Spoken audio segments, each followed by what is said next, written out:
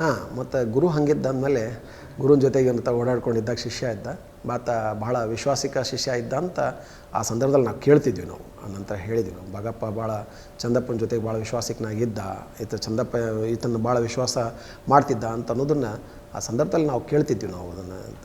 So ಅವನ ಜೊತೆಗೆಲ್ಲ ಚಂದಪ್ಪನ ಯಾರನ್ನ ಹಿಡೀಲಿಕ್ಕೆ ಹೋದಾಗ ನಾವು ಮೊದಲೇ ಬಾರಿಗೆ ಈತನೇನು ರಾಜೇಶ್ವರದಲ್ಲಿ ನಾವು ನೋಡಿದ್ವಿ. ನೋಡಿದಾಗ ರಾಜೇಶ್ವರ ಅನ್ನೋದು ಒಂದು ಊರು, ಅದು ಅಲ್ಲಿ ಊರು ಹೊರಗಡೆ ಒಂದು ಮಠ ಇದೆ. ಆ ಮಠದ ಸ್ವಾಮಿನ ಭೇಟಿಯಾಗ್ಲಿಕ್ಕೆ ಬರ್ತಿದ್ರು ಇವರೆಲ್ಲರೂ. ಆತನ ಜೊತೆಗೆ ಇವ್ರದ್ದು ಚಂದಪ್ಪಂದು ಭಾಳ ಒಳ್ಳೆ ಒಡನಾಟ. ಸೊ ಹೀಗಾಗಿ ಆ ಸ್ವಾಮಿನ ಭೇಟಿಯಾಗಲಿಕ್ಕೆ ಆ ಮಠಕ್ಕೆ ಬರ್ತಿದ್ದ ರಾಜೇಶ್ವರಕ್ಕೆ. ಸೊ ಅಲ್ಲಿ ಬಂದಂಥ ಸಂದರ್ಭದಲ್ಲಿ ನಮಗೂ ಮಾಹಿತಿಯನ್ನು ಆಧರಿಸಿ ನಾವು ಹೋಗಿದ್ವಿ. ಆವಾಗ ಹೋದಾಗ ಚಂದಪ್ಪನ ನಾವು ಆಲ್ಮೋಸ್ಟ್ ಹಿಡ್ದಂಗೆ ಆಗಿತ್ತದು. ಬಟ್ ನಮಗದು ಒಳಗೆ ಮಠದಲ್ಲಿ ಜನ ಭಾಳ ಇದ್ದಿದ್ದರಿಂದ ನಾವು ಅದನ್ನು ರಿಸ್ಕ್ ತೊಗೊಳಕ್ಕೆ ಹೋಗಲಿಲ್ಲ, ಜನಕ್ಕೆ ಹೆಚ್ಚು ಕಡಿಮೆ ಏನಾರು ಆಗ್ಬೋದು ಅಂತಕ್ಕಂಥ ಒಂದು ಇದರಲ್ಲಿ. ಆ ಸಂದರ್ಭದಲ್ಲಿ ಭಾಗಪ್ಪನೂ ಸಹ ಚಂದಪ್ಪನ ಜೊತೆಗೆ ಇದ್ದ ಅಲ್ಲಿ. ನಾವು ಫಸ್ಟ್ ಟೈಮ್ ನೋಡಿದ್ದು ಅದನ್ನು.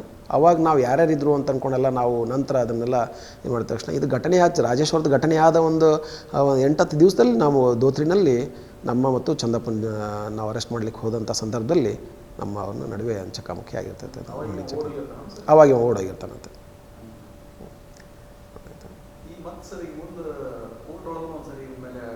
ಹೌದು, ಆಗಿತ್ತು. ಕೋರ್ಟಲ್ಲಿ ಇವನ ಮೇಲೆ ಅಟೆಂಪ್ಟ್ ಆಗಿತ್ತು. ಪ್ರಕರಣದ ಆ ಸಂದರ್ಭದಲ್ಲಿ ಆಲ್ಮೋಸ್ಟ್ ಈತ ಬದುಕುಳಿದಿದ್ದೇ ದೊಡ್ಡ ಮಾತದು. ಇನ್ಮೇಲೆ ಫೈರಿಂಗ್ ಆಗಿರುತ್ತೆ, ಬದುಕುಳಿದಿದ್ದೇ ದೊಡ್ಡ ಮಾತದು.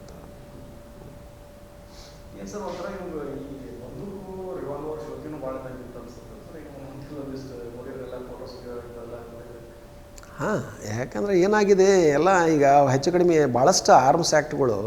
ಸೊ ಸುಮ್ಮನೆ ಆರ್ಮ್ಸ್ ಆ್ಯಕ್ಟ್ ನಾವು ಏನಾದ್ರು ಕೇಸ್ ರಿಜಿಸ್ಟರ್ ಮಾಡಬೇಕಾಯ್ತು ಅಂತಂದರೆ ಪಿಸ್ತೂಲ್ ಇದ್ದಾಗಲೇ ನಾವು ಆರ್ಮ್ಸ್ ಆ್ಯಕ್ಟ್ನ ಹಾಕಬೇಕಾಗ್ತದೆ.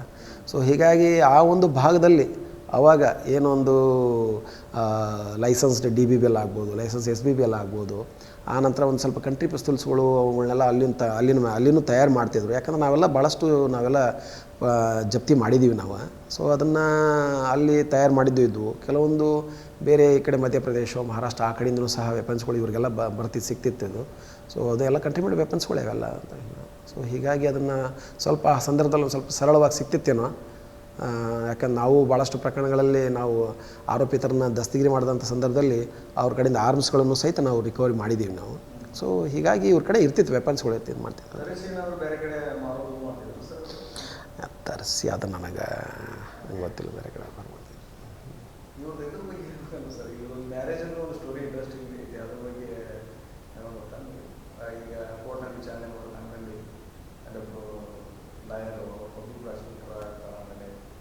ಇಲ್ಲ, ಅದ್ರ ಬಗ್ಗೆ ನನಗೆ ಪೂರಾ ಡೀಟೇಲ್ ಗೊತ್ತಿಲ್ಲ ನನಗೆ ಅದು. ಬಟ್ ಏನಂತಂದ್ರೆ ಇವ್ರ ವೈಫ್ ಒಬ್ಬರು ಸರ್ಕಾರಿ ವಕೀಲರು ಇದ್ರು ಅನ್ನೋದು ನನಗೆ ಗೊತ್ತಿತ್ತು ಅಷ್ಟು.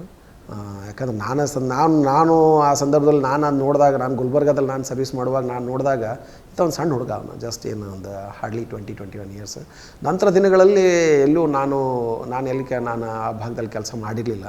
ಸೊ ಆದರೆ ಕೇಳಿ ಬರ್ತಾಯಿತ್ತು ಈತನ ವೈಫ್ ಸ್ವಲ್ಪ ಸರ್ಕಾರಿ ವಕೀಲರು ಇದ್ದರು ಅಂತ ಅಂದ್ಕೊಂಡು.